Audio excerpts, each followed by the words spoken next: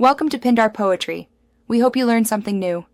You start by confirming hardware compatibility. Make sure the computer's video card and both monitors accept VGA or that you have active adapters.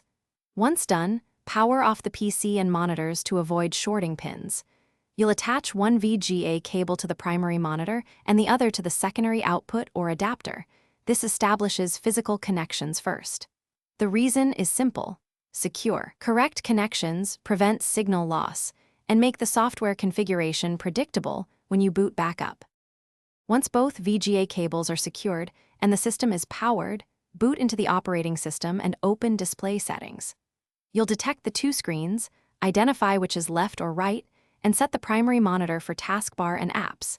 This matters because some apps open on the primary by default. Now set each monitor's native resolution and refresh rate if available. VGA carries analog signals, so precise resolution matching reduces blurriness. Make sure you choose Extend Desktop rather than Duplicate for true dual-monitor workflow. To finish, arrange the physical placement and confirm cursor flows between screens as expected. Reposition displays in settings to match your desk. If an image is unstable, tighten connectors and use the monitor's on-screen menu to tweak phase and clock. Those reduce analog ghosting. If a monitor remains blank, power cycle devices, reseat the VGA cable, and if needed, swap cables or ports to isolate the failure. One key troubleshooting tip: test each monitor individually on the same port to verify it's not the cable or adapter.